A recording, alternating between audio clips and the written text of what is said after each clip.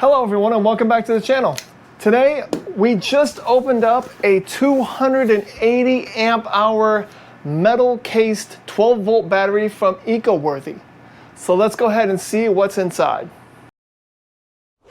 Alright, the first things on top I see are a couple of metal, it looks like bolt downs for, if you want to bolt this down to like an RV base. We also have our specifications, our user's manual, our warranty information all in this bag. We have a couple of more bolt downs, so we have 4 in total. We have a baggie here with, it looks like post bolt covers and a bunch of screws to be able to screw those bolt downs to the case, and also some, looks like lug nuts, lug washers, just whole bag of hardware right here. Pull off the styrofoam, which is very nice and thick. It looks like at least 1 inch thick. And then we have the battery right here. All right, let's look at this battery a little closer. First of all, it says EcoWorthy on the front. Like I said, it's an all metal design case, which has screws along the top. So we'll be able to unscrew this and kind of see what it looks like on the inside as well. Anyway, the front, EcoWorthy 12.8 volt, 280 amp hour, which means 3,584 watt hours. Of course, this is a LiPo4 battery or lithium iron phosphate, rechargeable lithium ion battery. Features a 10-year lifespan, multi-protection BMS, high energy density, grade A cells, low temperature cutoff. We're going to be testing those later on in this video. It also says UN 38.3, and then it has some of these symbols, metal case, and this is a smart battery, so it is Bluetooth compatible. If we turn it to the side, we do see our positive and negative connections, a very nice deep handle, so it's easy to carry, and a power switch right here. So this will be very easy to connect to any inverter. All you gotta do is connect the inverter and turn on the switch. That way you're not worried about a big spark. On the back, they have all the warnings, tips, and data sheet for this battery, which is very nice to see. The data sheet is what I'm actually most concerned about. Like I said, 280 amp hours, 12.8 volt, charges up to 14.6. Discharges down to 9.2 volts. This does have a 200 amp BMS, so it can handle 200 amps continuous, and it does say it can handle up to 220 amps for 10 seconds. It also has the dimensions and the weight. The weight is 68.5 pounds, and that would be 31 kilograms. And then the dimensions are 16.6 by 8.7 by 9.7 inches, or 420 by 219.3 by 245 millimeters. And then it does say the recommended temperatures of operation. This side just has a handle, and we're back to the front. There is a QR code on the top, so that way if you want to scan the QR code to download the Bluetooth app, you can do it right from there. So first things first, let's go ahead and check the voltage of this battery straight out of the box. And without even clicking on the switch, let's test it there. It should be 0. And actually it does say 8.54, so that is definitely not on. I'm surprised it's actually even got any voltage at all, but let's go ahead and switch it on. And the switch doesn't have any kind of like light on it or anything like that. It's just a push button switch. So we'll go ahead and test it again. And it's at 13.17, which is perfect. 13.16, whatever. So let's go ahead and turn this off. And just like any battery I receive, the first thing that you'd really want to do is just go ahead and charge it up to 100%. And then we're going to do a discharge test to make sure that we get at least 280 amp hours of capacity. So let me go ahead and do all that, and I'll be right back. All right, well, the test is done for the EcoWorthy 12.8 volt, 280 amp hour lithium iron phosphate battery. So let's go ahead and look at the graph. You can see at the beginning of the graph, it drops immediately down to about 12.9 volts. And that's in the first 5% of the test. and it stays relatively flat all the way up to, well, the 90th percentile of the test, which is 265 amp hours. It's still at 12.27. So that really does go to show how flat these voltage curves are on this discharge test. And then at 95%, it really starts to drop, but it's still at 12 volts.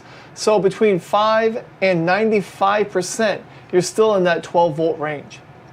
If we look down at the bottom, we can see that the capacity of this battery is actually 296.9 amp hours. So that is above the 280 that was labeled on the battery. The one thing that I do want to notice is the average voltage of this test was 12.6. So a little bit lower than the 12.8 nominal that I expected, but still, with a battery curve this flat, I'm not concerned about it. So now we're going to go ahead and do the high amperage test. All right, I'm going to do this high amperage test a little different this time because this battery has a removable top. So I thought it would be very beneficial to be able to see inside while we're pushing the maximum continuous amperage that this thing is supposed to allow, which is 200 amps. So we're going to take the top off, kind of look inside a little bit, and then we're going to do a 5-minute test at 200 amps, and we'll see the internals after that 5 minutes with a thermal camera. So let's go ahead and take this top off.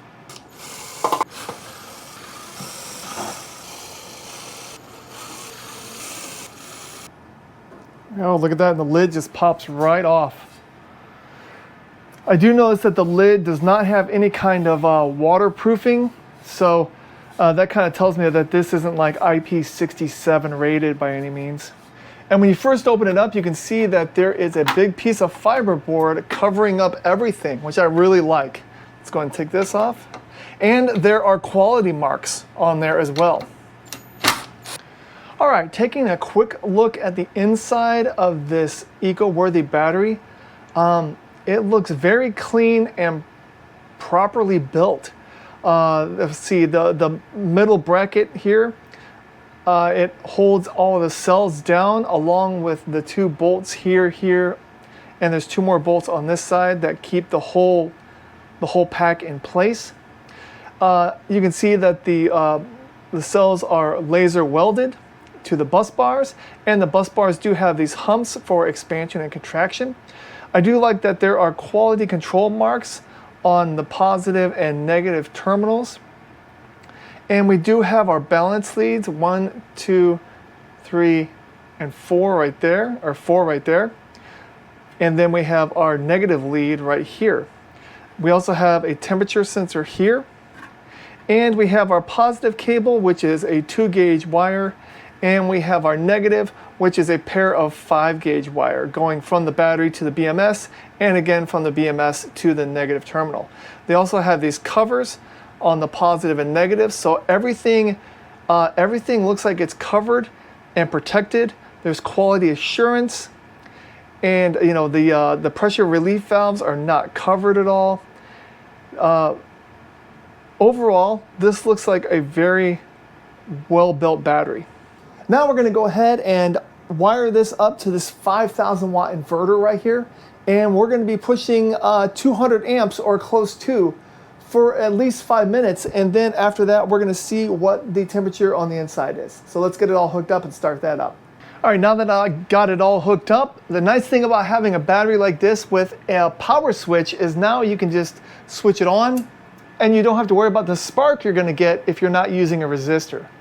Okay, I believe I have the test all set up. We have our eco-worthy battery with the cap off. We have a little 200 watt heater right here. We also have a 1100 watt griddler and a 1000 watt Elite Gourmet hot plate, all connected to this 5,000 watt inverter. And we have our timer right here, which will start once we begin. I am going to be using the eco-worthy app that comes with this battery. So let me go ahead and just show you that real quick.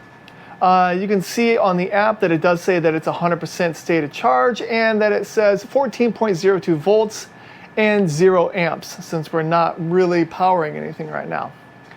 Below that, it says system parameters, which is total power, battery status, remaining battery capacity, remaining work time, and current battery temperature.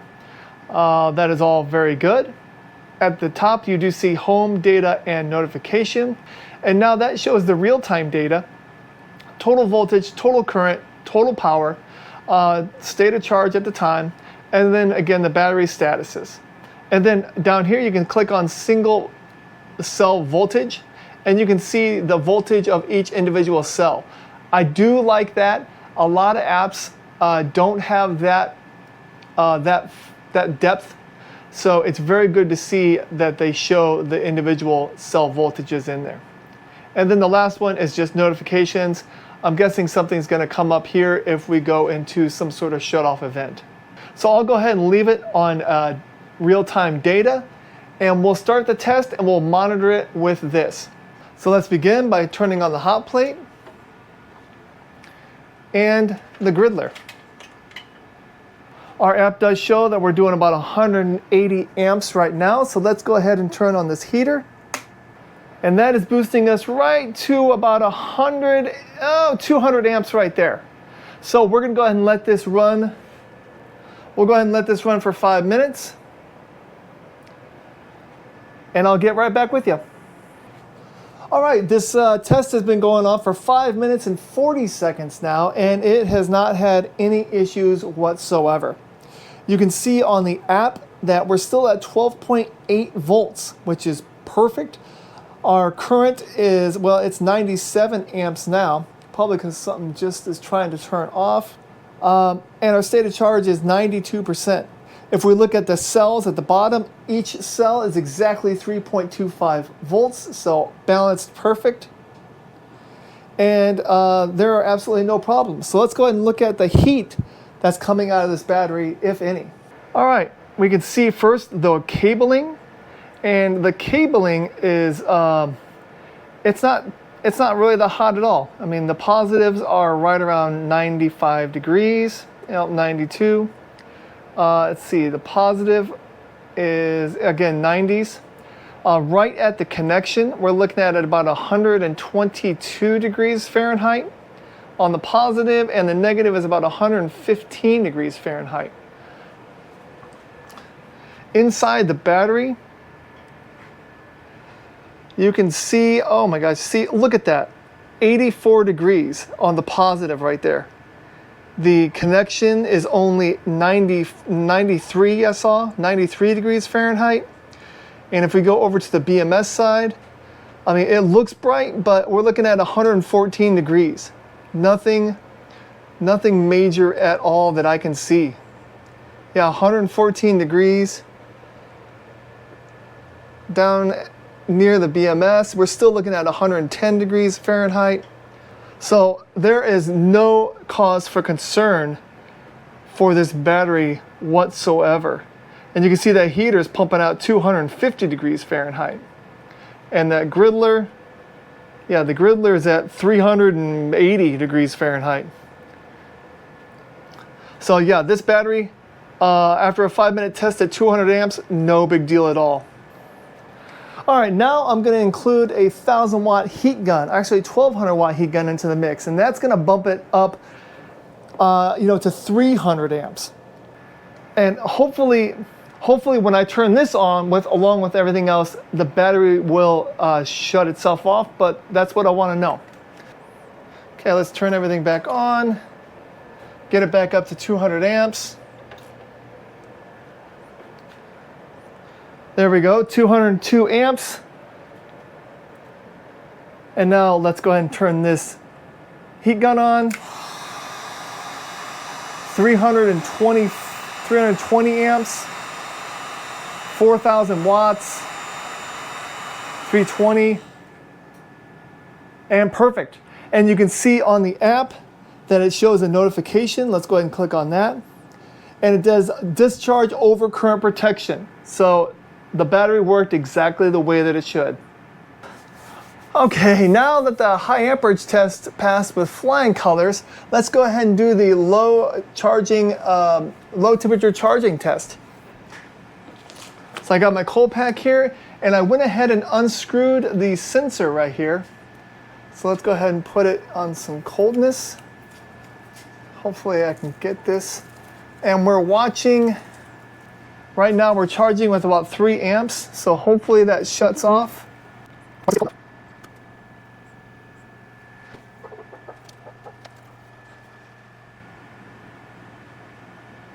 And there we go, it just turned off.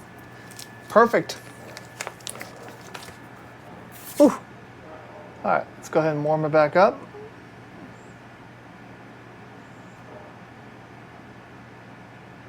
And it starts charging again. All right, now we're going to try the high temperature test. And it should again shut off once it gets hot enough.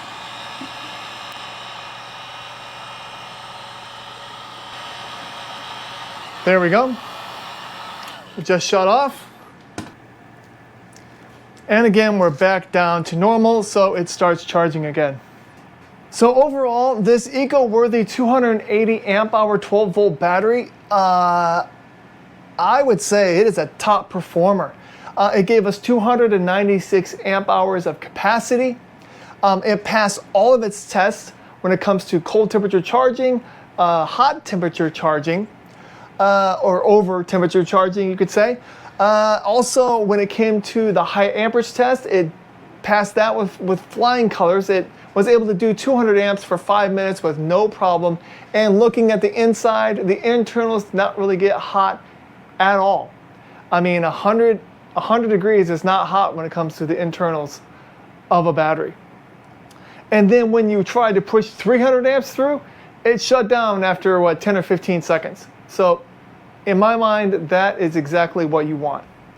So if you have any questions about this eco-worthy 12.8 volt 280 amp hour lithium iron phosphate battery, please go ahead and leave them in the comments.